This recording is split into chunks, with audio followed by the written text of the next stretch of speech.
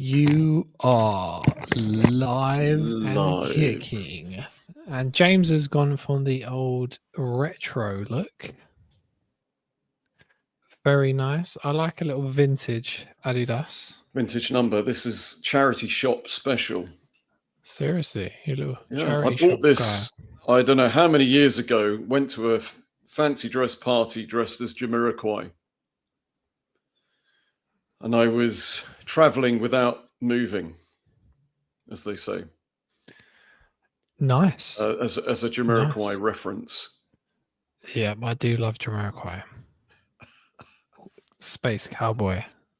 Legend.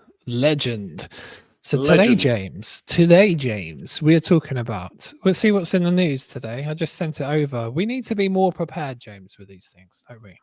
Do you think? Or we just kind of go in with blissful ignorance and see where it goes? Yeah. Should we go the opposite of the market? Just turn up.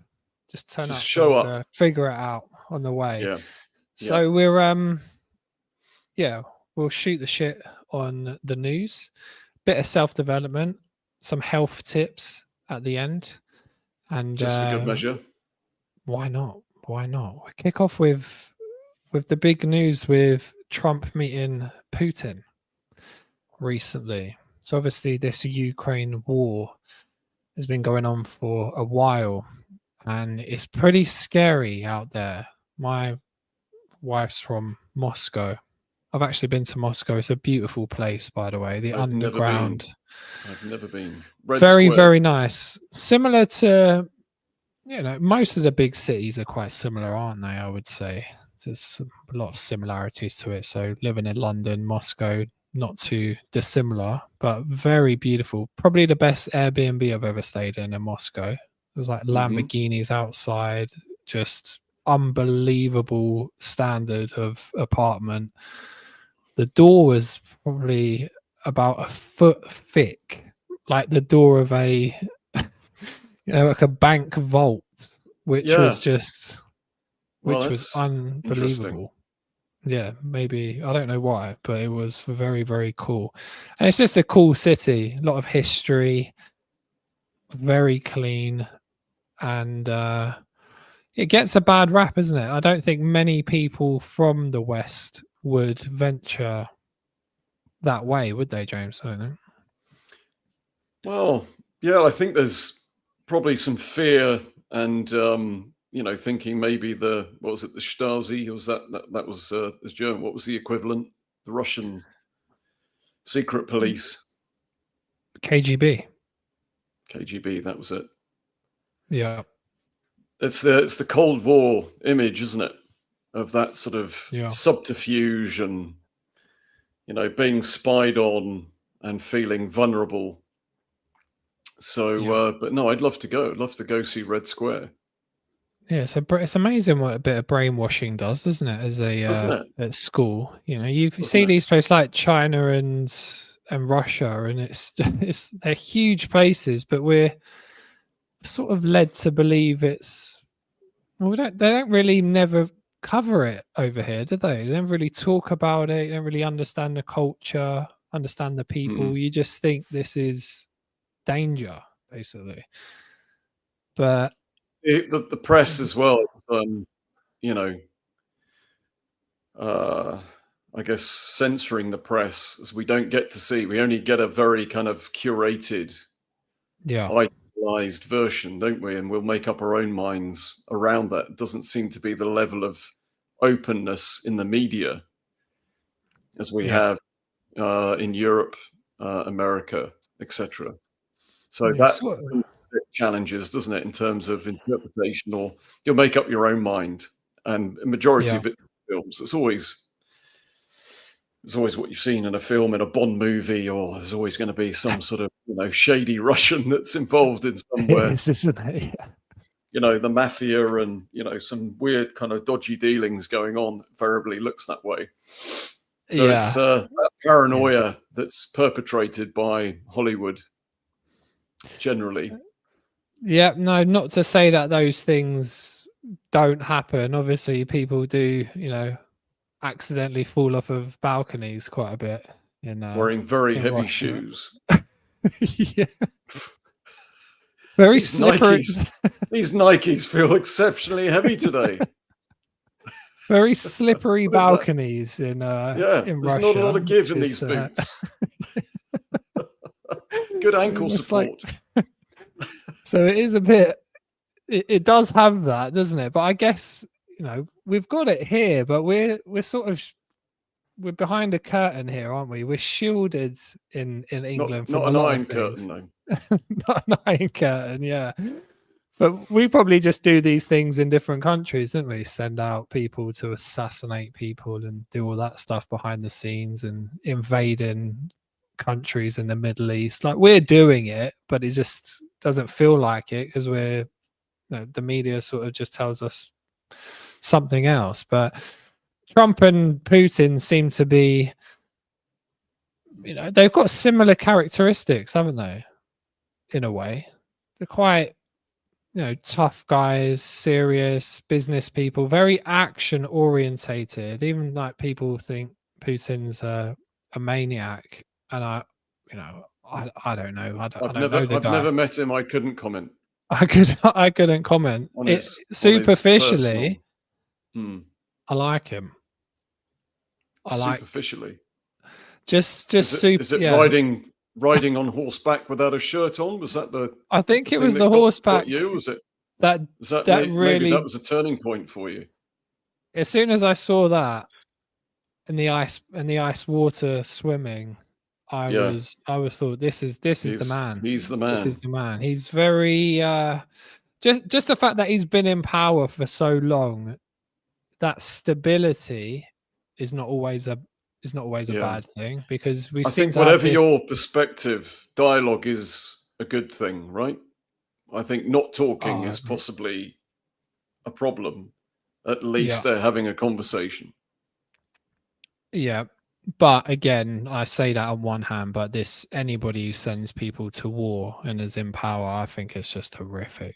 Sending young people, they don't know what's going on behind the scenes, do they? Do they really care about a little bit of land on the side of Russia? It's big enough. I get it's territory that needs maybe protecting, and the West was involved with it. But in general, any of these top guys sending these, young.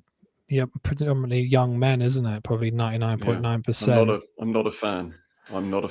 But I think if at any point, if you can get around a table and have a conversation, then there's potential for anything to be possible, isn't it? To broker some sort of peace deal or a level of understanding, that if it's all done through sort of, throwing of rocks at each other, that you're not actually sitting down and having a sensible conversation, whatever that looks like.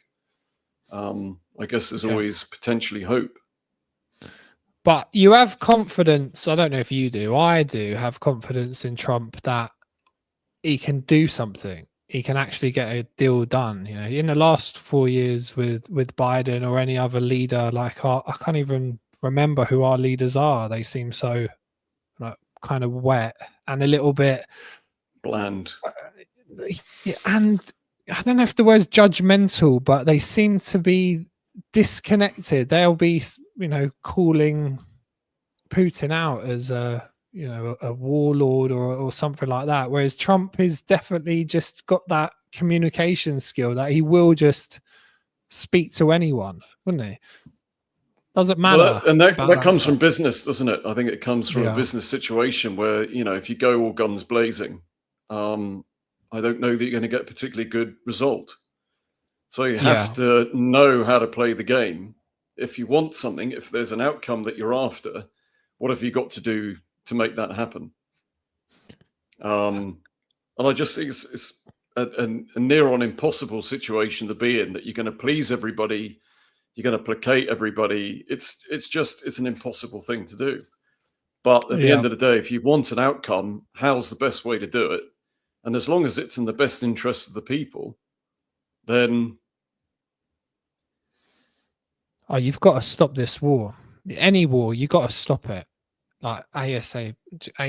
It's basically, I think it's 100,000 plus, men have been killed. It's just ridiculous in this day and age. You have to, hopefully, whatever you think of Trump, fingers crossed that they do come up with Yeah. some type of solution and get this done and If it can be, dusted. if To it be can be honest, stopped, on what terms of that agreement, I guess we'll all find out in due course. But it's like, if it can end violence and suffering, bloodshed, then that has to be applauded. Yeah, it's all really kicking off. Yeah, if that happens. Yeah, so hopefully they can come to some agreement and everyone can be sensible about that, because I don't think in this day and age, James, you can actually win a war when you've got nuclear weapons. There's no It's winners. basically There's no winners. it's like having a boxing match, but both people have got shotguns in the corner. Yeah. And basically anyone can kill anyone at any point. The nuclear deterrent, which has been there ever since. Yeah, nuclear it's not weapons like an were old school developed. war, is it? Where it's like horseback. There has to be the threat of retaliation.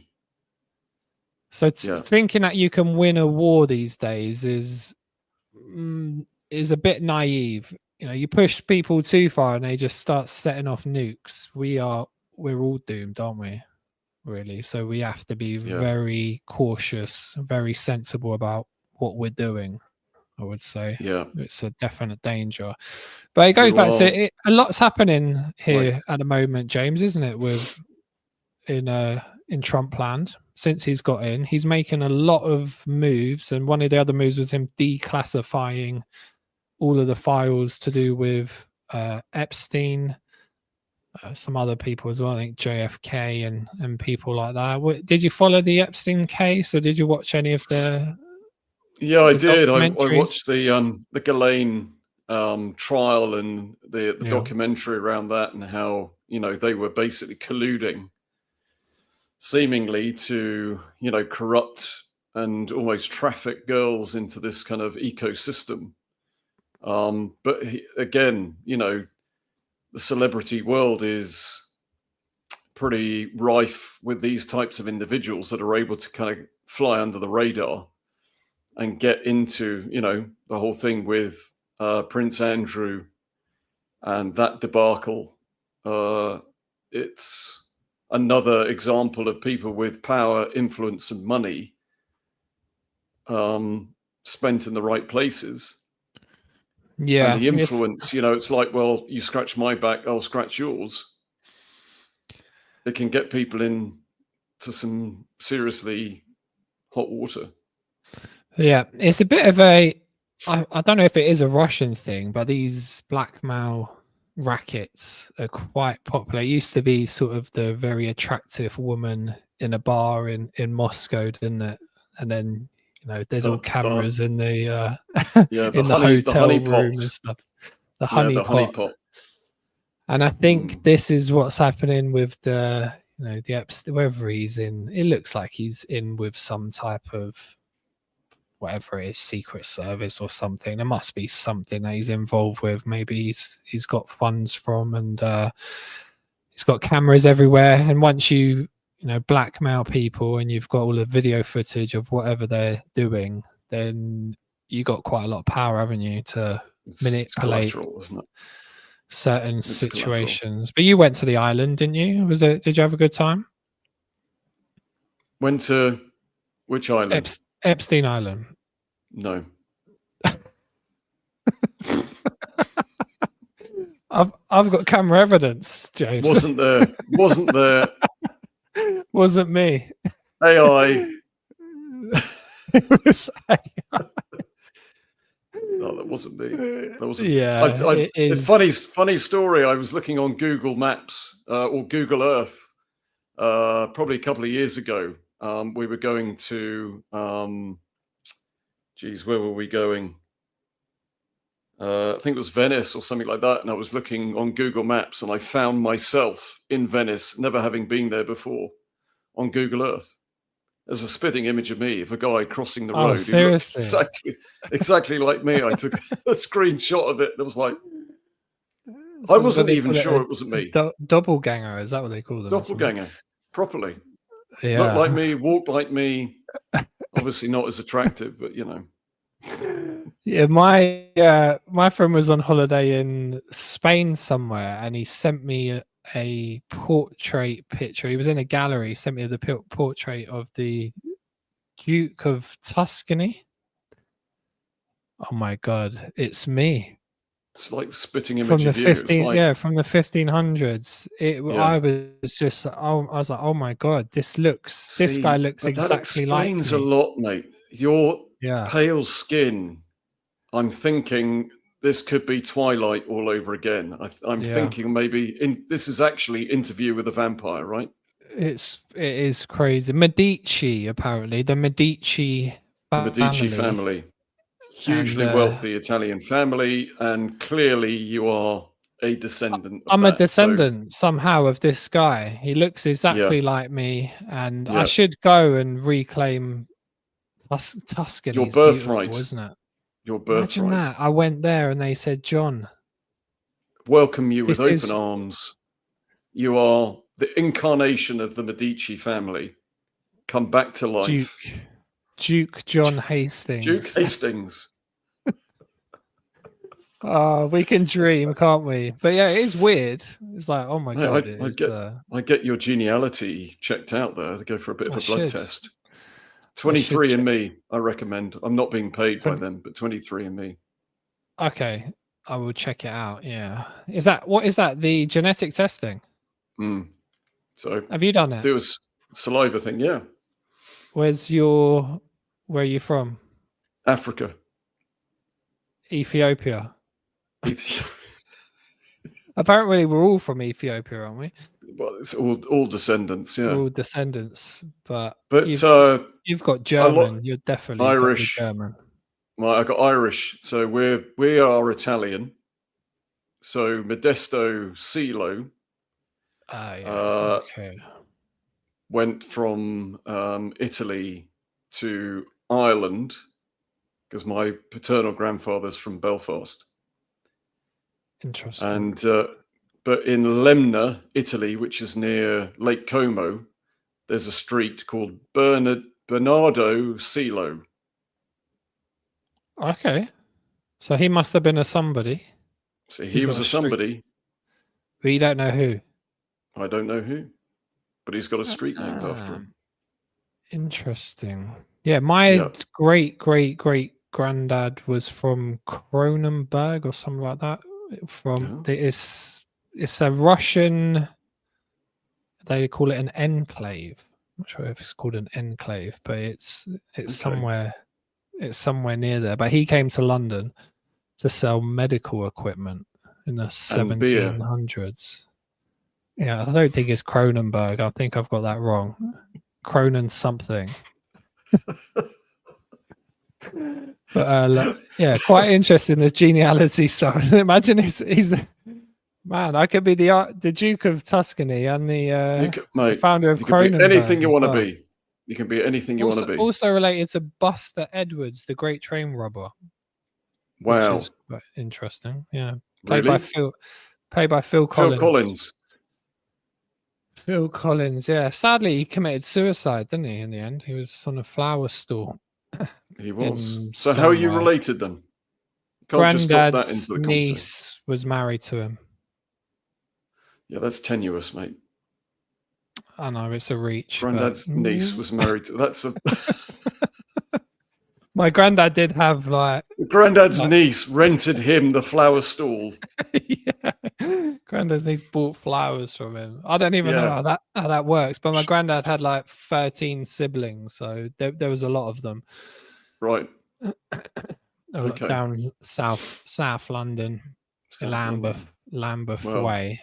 But yeah. That's I can't remember the film actually. To your gangster roots that you were talking about. Unfortunately, yeah, that's probably the only. It's a dark place. Yeah, but so in terms of that's enough of Epstein. We don't know what the hell's going on there. There is some dark things going on behind the scenes in there. P. Diddy, Epstein, Gazelle. What's her second name? Her famous dad, Robert Maxwell. He disappeared, didn't he?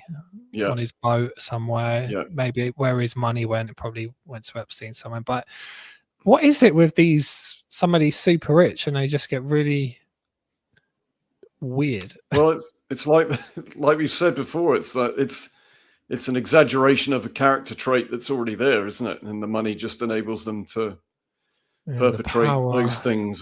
But it's the power element, isn't it? I think it's, and I that people don't know. ask questions because of their standing. Yeah. It boggles your mind for me. I'm just thinking, look, you've got all the money, you've got status, you can do whatever you want, and then you choose to do like underage stuff and rape. And I'm just like, why?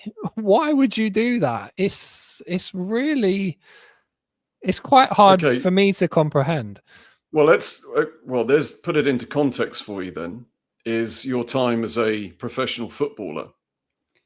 And we Yeah. hear time and time again of these situations that footballers going into nightclubs and being approached, let's say, either to get a story sold or to, there's genuine relationships that come out of it. But you've been in this situation as a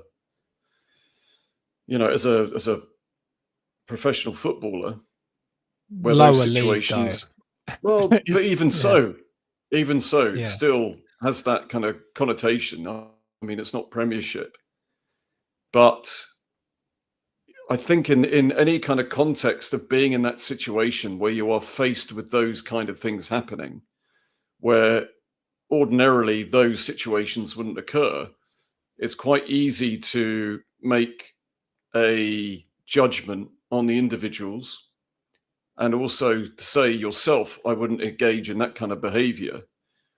But it's very tricky to know exactly how things would work out if you were in that situation. We can have a moral compass, Yeah. and we can all be fairly Yeah. sure of our, that immaterial of the circumstance. I would not engage in that behavior. Fair enough.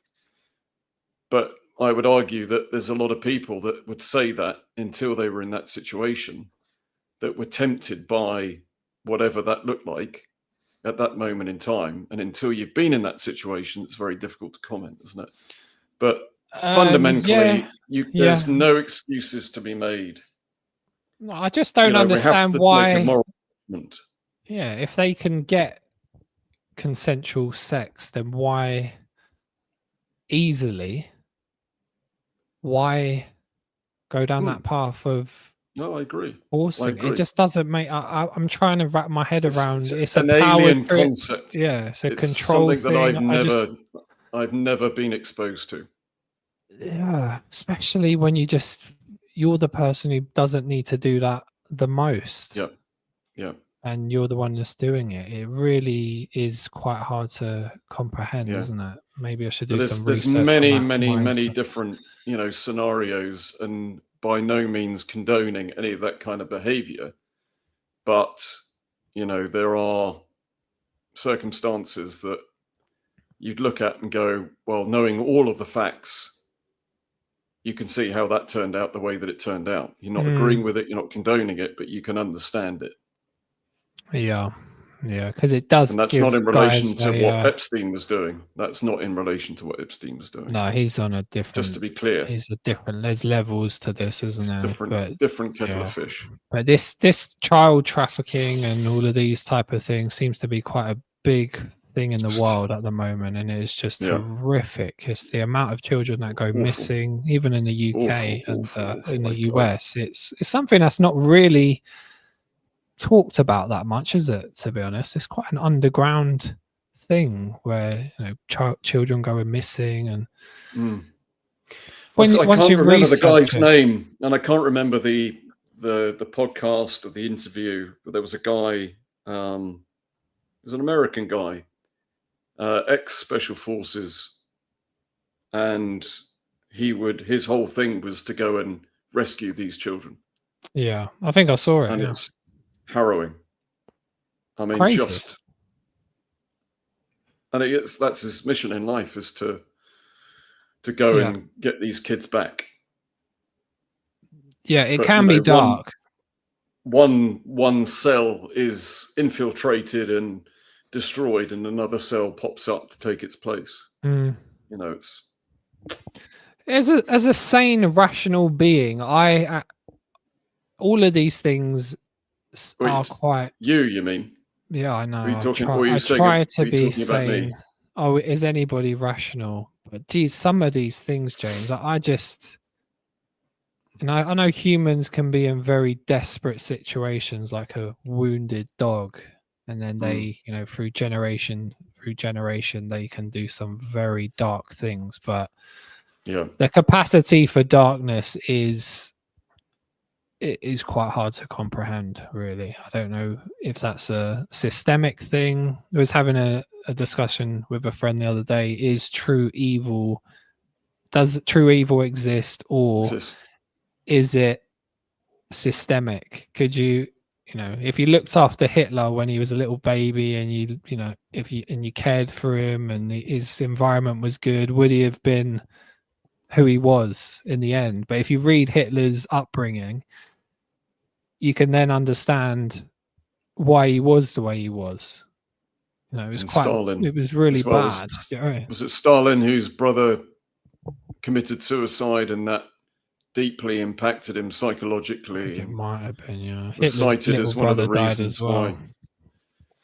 Yeah. So, but I mean, there's again good literature around ordinary guys, ordinary people that did extraordinary deeds of evil and cruelty because of coercion, because of brainwashing, because of the situation they're in. And again, that kind of tribal element that they didn't want to be seen as vulnerable, weak, or that could have then opened them up to persecution or death if they didn't perform those acts. But it was like the first time they did it, that then set off this chain of events of doing it again and again and again, became dehumanized. Yeah. And were able to disassociate themselves from the act. Yeah. And you look at sort of ordinary, like farmers, policemen, bank clerks becoming Nazi war criminals, or soldiers in the German army, who would never have dreamt of performing those acts in normal civilian life, just wouldn't have remotely crossed their minds. But they're thrown into the situation that the first time it happened changed their lives forever. Jordan Peterson talks about a book about that. I can't remember what the book's called. I'll put it in the notes, but it is about those people who were coerced into committing these crimes in Nazi Germany. Again, going back, sorry to interrupt, mate, the football analogies. You've got a mild-mannered guy during the week, goes to a football match at the weekend with group 80,000 odd supporters plus in the stands supporting his football team, surrounded by fellow football supporters. Now, football very different to rugby, that you cannot have a combination. I've been to rugby matches, international rugby matches, sat next to Welsh, Scottish, Irish, and we're all in the mix together. Totally different vibe at rugby, isn't it? Go to a football match, you have to have segregation. You cannot have opposing supporters in the same stands. Good point, yeah. Strange that, isn't it? You have a mild-mannered executive during the week, family guy, goes to a football match at the weekend. Is he a different person? Is his personality change? Yeah. Going to watch his team play, and he's engaging in, screaming at the ref, screaming at the opposition supporters, swearing, and not, his character. Is that him? Or is that a result of the situation, the circumstance that he's in? Something with mob mentality. There's probably research with mob mentality, isn't there? When people are in big crowds. Road rage is another example that you could be driving along quite happily. Somebody cuts you up and holy shit. It's all kicking off at that point. Yeah, it's a tricky one, isn't it? I don't know. It's situational, contextual, but it is. Completely. People can become desensitized to stuff as well. I guess if you Yeah. start, committing murders and stuff, you'll Well, like probably we were saying switch the other off. day, watching stuff on the news, it's like now watching a film. If you see enough of it, you remember 9/11 when we were watching that. We thought, well, I thought at that time that I was watching a prank movie clip. I could not Mm, believe what I was seeing on TV, yeah, and because of the amount that we'd seen in films and things like that, you thought, well, this can't be real. yeah, You yeah, didn't have the same emotional, and until you then started to see it on repeat, that it was on every news channel and repeated sort of every half an hour, you went, Jesus Christ, this is real. yeah, But there's that level of desensitization that you cannot believe what you're watching, or you see so much of it that it's like, yeah, there's another child going hungry. There's another, and you can only cope with so much and deal with so much. But there's yeah. definitely It's weird. desensitization. It is. There's loads of it, and I've noticed it's different with different platforms as well. I think we use LinkedIn a lot. The content's, it's mild, isn't it? Mm, It's everyone's quite well mannered because they've got their face behind everything. There's, yeah. you've got that identity out there, so you're not hiding behind anything, which then you're held to responsibility, which I like.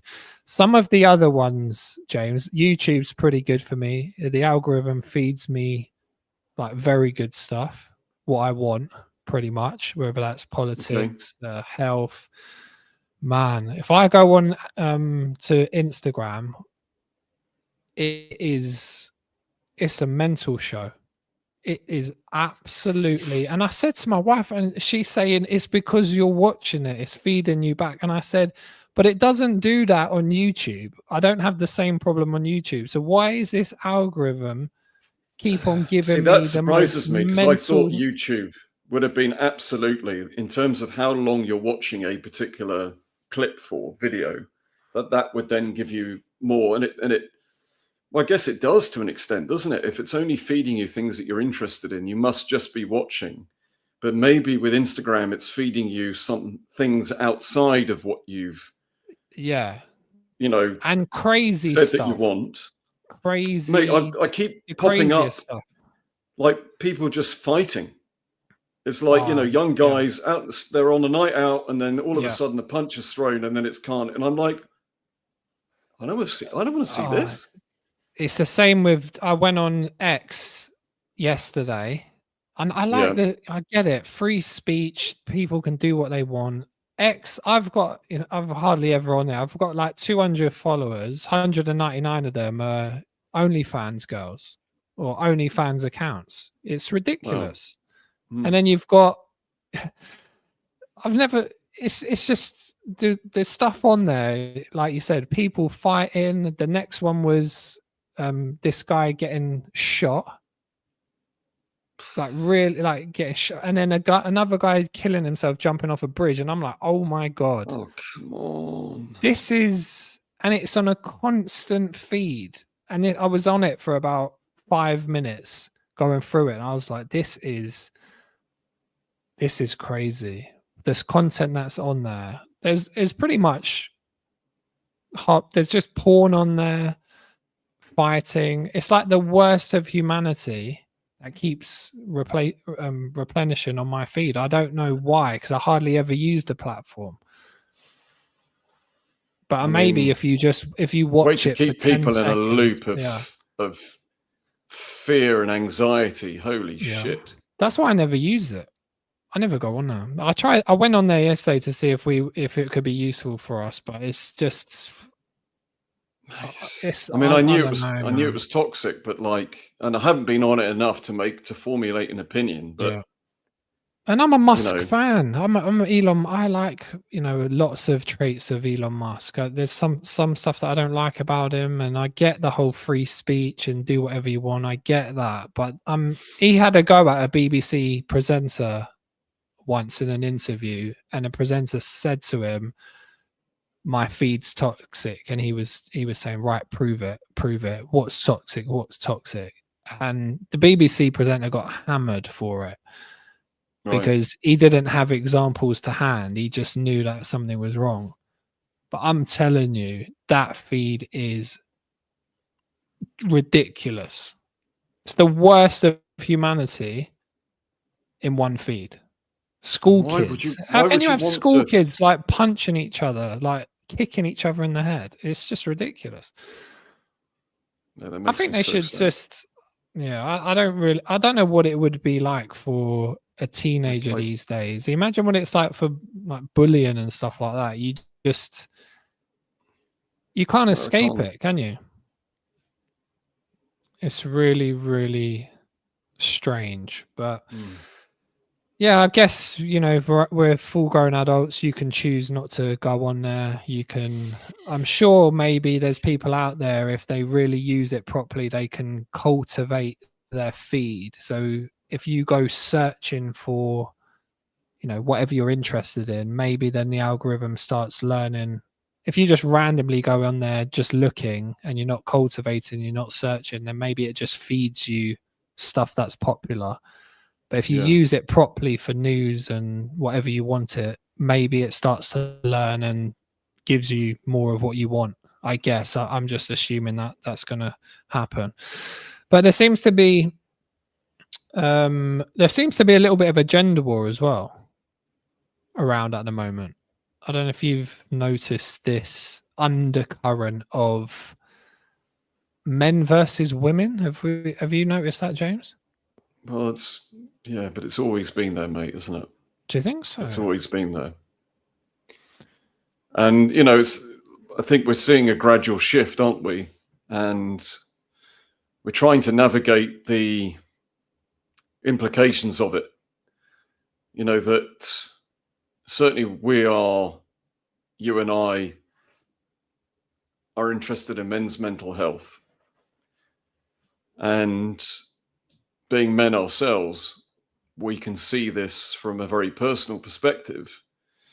But generationally speaking, I've got two young sons, one 27, one 23, and I see how they're navigating the world as it currently stands.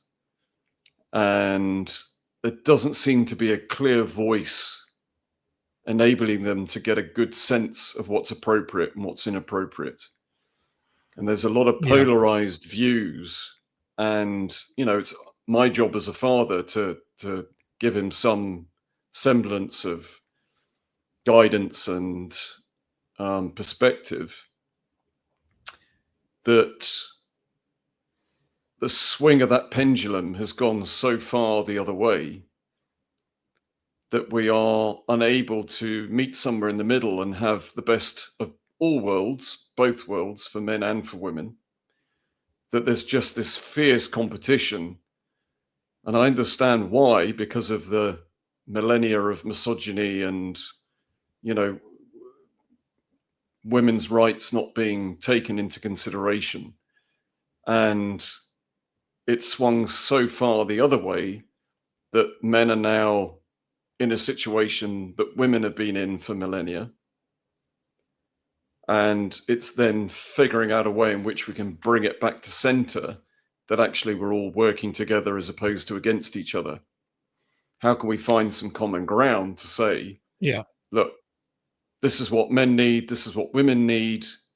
Let's just, try to love each other as best we can, understand each other, have the empathy, the understanding, and to listen to both sides, to have a coherent, sensible conversation around some very emotional subject matter, of being able to say, well, look, this is how it makes me feel. And I acknowledge how it makes me feel. And I acknowledge you tell me how it makes you feel, and we'll acknowledge that. Let's have a conversation around it. Let's try to talk to each other, as opposed to, throwing rocks at each other and it being a sort of one-up personship of saying, Yeah. I have to get power over you or precedence over you because I've been suppressed my entire life and women have been suppressed for millennia. that there's a backlash then that now is impacting on men, and then men are not becoming what women need for their relationships. And then we're trying to sort of fix men because of this situation. And you're in this cycle of behavior that, nobody's winning. Nobody is coming out on top because of the narrative that's, desensitizing or denaturing, degendering on both sides, that you've then got this situation where nobody really knows how to act anymore. Yeah, it's a confusing time, without a doubt, isn't it? Like historically, it's quite. I think it's a generalization to say like women have been oppressed for, for millennia, because a lot of the times in other research, people were actually working together in tribes and things like that, and mostly men were oppressed as well. So it's a very few people in society that control things. Literally 99% of men have got no influence or power whatsoever. They're trying to survive. The last thought is to go around trying to oppress women in a lot of ways. So I think men can feel a little bit disenfranchised when they're thrown into this patriarchy conversation, when they feel like, well, things are not really going that well for me, to be honest. It's if something happens to me and I'm on the streets, then I'm not potentially, I'm going to be last in line to get an apartment or something like that. Or it's like children and women first, and the man sort of come last, but it's patriarchy. So I think there's a flip side argument for a lot of young guys. We have to be very careful with how we talk about them and how we talk about things like misogyny, because people don't really know or understand the word misandry, which is the same against men. And if you ask people what that word means, they probably never heard of it. Yeah. And it is it's not a word that's used. It's not a word that's used, but there's probably plenty of examples that would show that in society. And it's being sort of with the curse of inheriting that as a label, from birth. It's like we don't choose our gender at birth. But, in terms of awareness, in terms of being curious, in terms of seeking out a way in which both sexes can be, brought to the table and having an equal opportunity to put cases across, where it doesn't then become, as I said, slinging rocks at each other, that, we're not in this kind of toxic situation where there aren't any winners and it's just, distrust and hate. And, we have to get together. We have to, for the sake of humanity, we have to get along. Yeah. But it's, I don't think that way with my daughters and wife. I feel like it's not a gender thing. We're a team. We are one team. There is no you. But if certain people fall into certain roles, don't they? Some people are working at some phases of their life. Some people are not. Yeah. Some people are struggling. Some people are not. And you're sort of. But are we again victim of the kind of the minority? Are we sort of looking at a small percentage in terms of people that are getting attention on social media to then I think so, influence our ideas around what women want from a small percentage of voices that are out there and being recognized? Are we reacting to a minority but making it into the majority? Yeah, I think polarization and controversy works online very well, doesn't it? So you got sort of your Andrew Tate on one end, and then you've got your hardcore feminist on another. And even if you open a door for her, that would be misogyny, basically. So you flip in from one extreme to another, but because it's so polarizing, that's what, you know, gets clicks, and then all of a sudden it becomes a thing, and it gets into people's. You got to be careful with youngsters, because it gets into their mind to think that that's the way it is, isn't it? I've had conversations with my daughter, and I'm just like, where have you got that from? Where why do you think like that? The problem is that they will identify with an individual. It's like you were talking about YouTube. Yeah. So you're going to get somebody that's on YouTube, and they'll follow that person on YouTube. They'll follow it, yeah. And they will listen, and they will listen, and they will listen. And it's just remembering that that is one person's perspective. Yeah. You don't know what their lived experience is. You don't know what their background is, and the way that they formulated those opinions, and the reasons that they formulated those opinions. Now, if you take a broad spectrum of people, you're going to get a broad spectrum of perspectives, aren't you? Yeah, 100%. You're going to get somebody else's, in a very different upbringing, lived experience, etc. They would say something entirely different to that one particular individual. But if you are only going on the word of one person, you're only getting that perspective. And that is not the worldview. 100%. And I remember speaking with my nan when she was alive, and she was born in like 1920 something. And, she wouldn't recognize herself as being somebody who was oppressed. It wasn't, that's not what she was saying at all. She sort of had my granddad under the thumb a little bit, to be honest. And they was married for like 75, 80 years. So, it's very, what you see is sometimes not really what's behind the scene. And a lot of the times, when you're talking about patriarchy, you got to be careful with those words, because really you're talking about 0.0001% of the population who tend to be all men who are just running things on a huge scale. Yes, they're all men at the top, but the majority of men don't fall into that bracket. That's just a fact. We're just not in that bracket. There's no influence, there's no power. So most of us are just in the same boat there. So I think you're right. I think coming together, understanding that, and just not being too judgmental and being careful with these words that we sling around is quite useful. As soon as you come at somebody, as soon as you come at them with an allegation, anger, fear, shame, what you're going to get is projected back. That's a mirror image of what you're coming at it. So if you can come at it with curiosity, compassion, from a questioning perspective, you're going to get so much of a better outcome. No, I've had it, in a latest post of someone coming at me as, I'm privileged, all of this stuff. And I said, you have got no concept, no idea. To my background. You have no understanding of my childhood, what I experienced.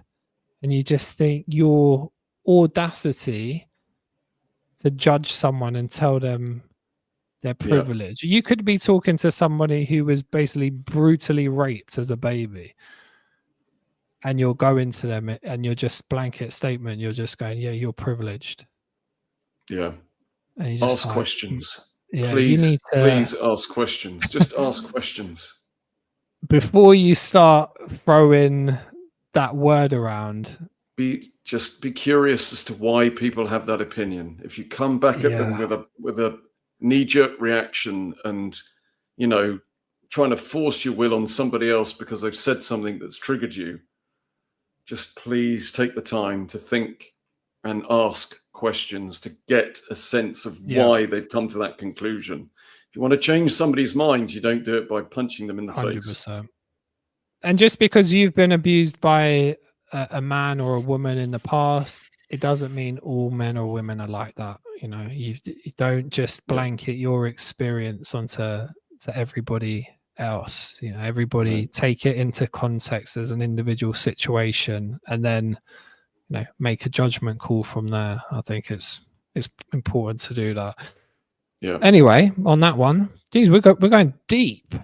we're going deep today, Mate, James. we don't just We don't. scratch the surface, No, do we we? don't We scratch the surface of these things. These properly get are, under the lid and prise it off. yeah, these are the big challenges of today, aren't they? We'll quickly touch on similar topic, but the difficulties of relationships in this day and age. There's so many challenges, isn't there? From the financial challenges because asset prices are so high, so both parties are normally having to work, changes the family dynamics, to the fact that you've got these social apps now, so the whole world is your potential market for partners rather than just Julie and Adam who live in the village.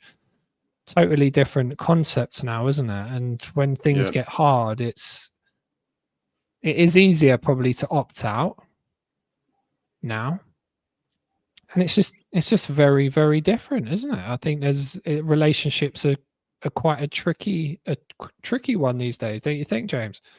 Yeah, and it's Tricky all quite. topic. It seems like I've never done online dating, so I can't. But I know my kids have, and it's like Hinge and Bumble and Yeah, swipe culture.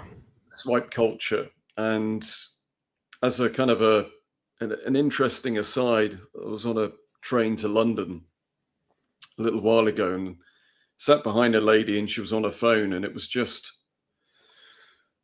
swipe through and then stop and then have a little look and then no, swipe past that and then she'd go on a game, and then she was on a game, and then she'd come back to it. And it was interesting from lots of different perspectives of distracting herself. She was on that phone, I think, the entire journey. I think she was on her own. I don't think she was with anybody else. I might be wrong. But it would be flicking between the dating app and this game. And it was fascinating to watch. And I hadn't seen anybody, and I hadn't looked at anybody in that much detail doing it to sort of assess their behavior and sort of get a fix on what it looked like.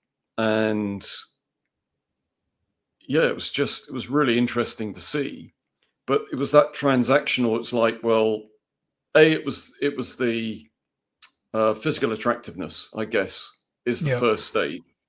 That's that sort of look through. Oh, I find them quite attractive. And then they look at their profile.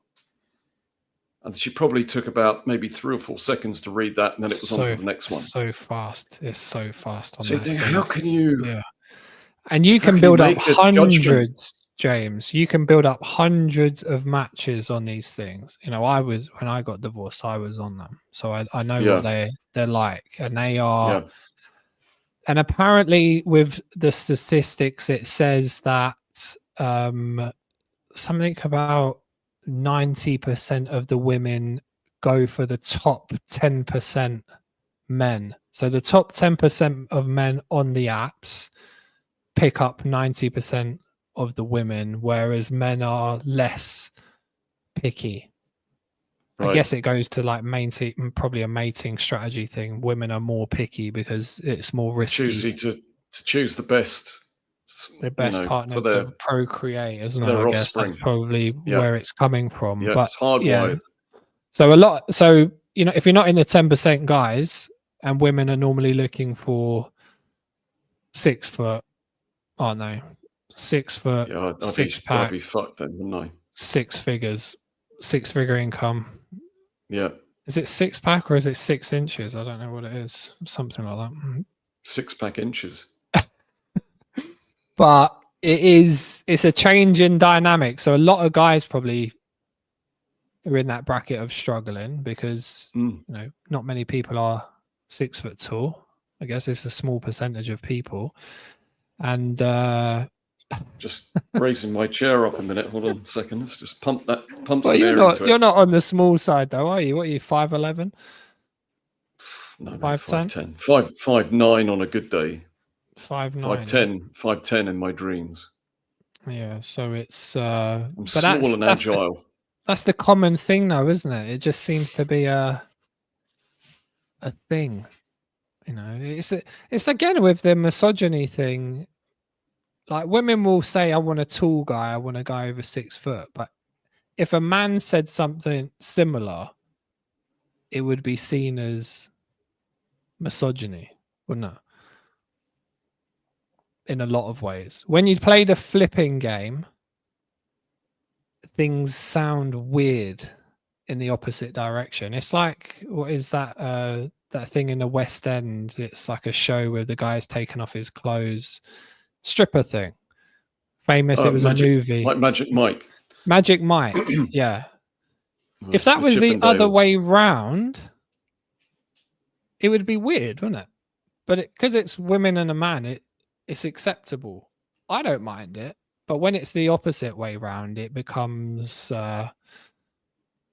tricky. It becomes strange. Yeah, I think people should really do that as a sort of a mental trick to just swap the genders, swip left. But yeah, it's a different world, James, on this online dating thing, and people start talking to each other. It fades away. It's basically like chocolate. You eat it. It's sugar rush. It's exciting. Well, I guess the thing about it is, at some point, you've got to meet. That's another thing. It's bloody expensive as well for the guy, because normally the guy is paying, and I know from the guys and myself, it can be very expensive doing dating. Yeah. So normally, some guys, it's better to do a video call without a doubt, to meet them first, because you normally know within 5 seconds if you're gonna catch on. Yeah.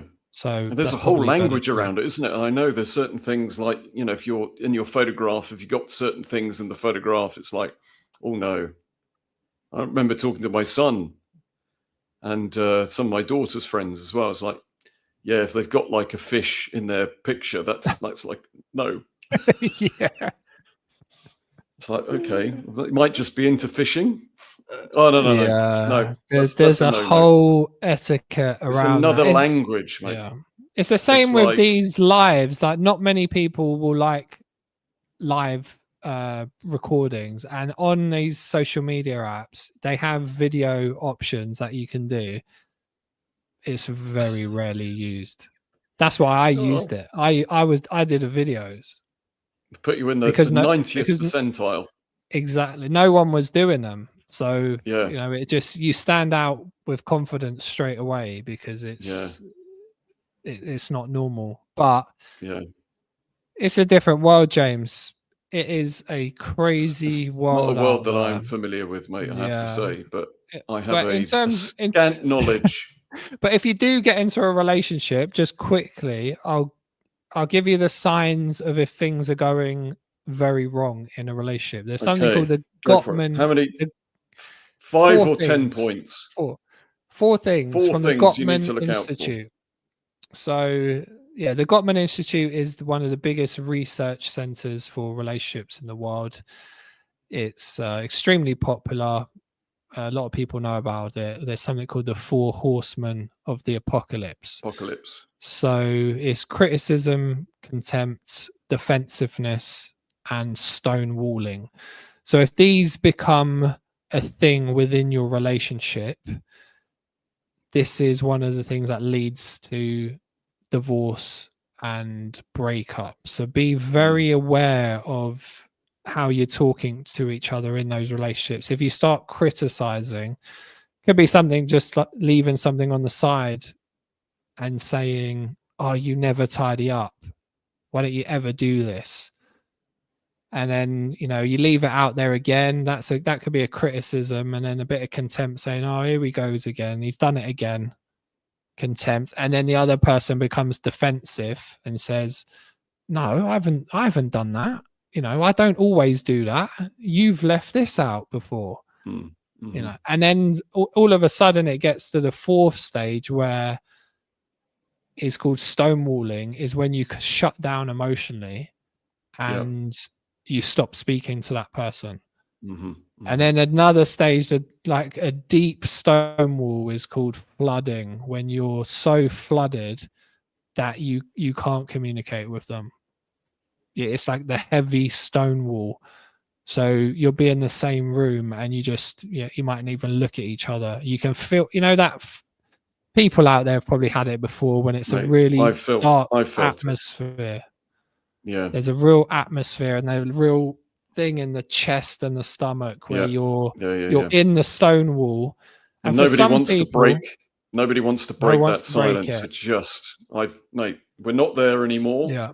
But that's I've experienced the it. cancer stages of any. So most people don't know about this, and if they recognized it, I reckon it could massively help. They should teach it in schools in relationship sort of training and coaching to recognize when you're being overly critical and contemptuous, and then someone's being defensive. Because as soon as you get in that loop and it gets It's chronic, very, very tricky.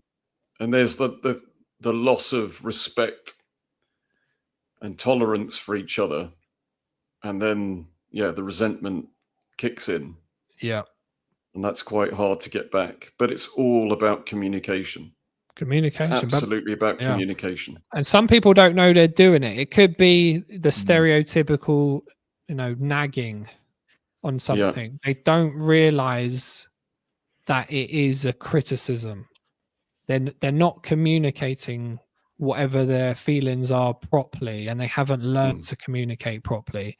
So it's coming across as an attack, a criticism all the time, whether that's of character or competence. And that's when it starts to lead in a dark direction when people are defensive. And I cannot recommend relationship counseling enough. Find yourself a decent one and make the effort. It needs for both partners to be on board with it. If one is just adamant they don't want to do it, it's very, very difficult. But I would highly, highly recommend you get yourself a relationship or a marriage counselor and persevere. And it's painful. It is properly painful. But you come out the other end and you're like, why did we not do this earlier? Why is it taking us so long to get to understand each other and get to this point? And I think one of the most impactful things for myself personally and my wife is to stop being responsible for each other's emotions. As soon as we discovered that, as soon as we discussed that, everything changed. Everything changed because she wasn't trying to protect me or, responding to what I was going through. And she wasn't looking at what she needed to do for herself. And that blame being on one person is never going to work. It can be powerful doing that. I would also say, powerful. James, it's good to do. I would, because that's your perspective, because that's your experience of going to a therapist, and you recommended that. But I've seen people go to therapists, and therapists are humans. There can be bias in their approach. So the caveat is make sure it's the right therapist. Yeah. And that can be, not all therapists are created equal. If it is not working for you, change. Yeah. And do your own research, do your own self-development as well. Read, go to the Gottman Institute, read the books, start to understand yourself, understand your personality, talk about your childhood, talk about your, how you feel about things. Because sometimes the therapist, is not the way. Sometimes it's good and you can try it, but sometimes it's not the be all and end all to go in that direction. And I would say, find a good one. Find one that works for you, that you feel, and don't feel that you can't question or challenge. If it feels like they're being biased to one particular person, then you got to challenge it. It's important. If you come out feeling like you've had the shit beaten out of you every time. Yeah, that's what's happened before with someone I know. They just felt like it was a ego battle, and it's not right. And they ended up getting divorced soon after. And it's another one of those things, like Relate will say to you that this process isn't about getting you back together. necessarily. This is about allowing you to move on from where you are now. So if that is a new relationship, if this does break down, it's not, you're not solely focused on fixing this particular relationship. It's about giving you a better understanding to be able to move forward into the next relationship potentially. Yeah. And that's really critical to think about as well, that it's not a fix necessarily, but it's an awareness. It is, yeah. And there's a lot of science behind this. There's a lot of research. You know, with the Gottman Institute, he thinks he can tell within 5 minutes if it's going to work or not. Something to do with bids of affection, or somebody makes a bid to recover from a situation, and it's how quickly they can get back. Usually it's through things like humor. But if they have an argument, they can get back on track quite quickly. That speed of recovery, and noticing those bids when people put an olive branch out. Are you gonna take it, or are you gonna double down with resentment? That's one of the things in there, but something to be aware of. It's a tricky situation. We're living in a very fast-paced, crazy world, and we're all trying to adapt. So I think we'll leave it there, James. We're just doing our best, aren't we? We're trying to figure things out on the go. So yeah, we keep learning. Okay then, James, I'm going to switch it off. You take care, guys. Bye-bye. And you, bud. Love to all. Take care.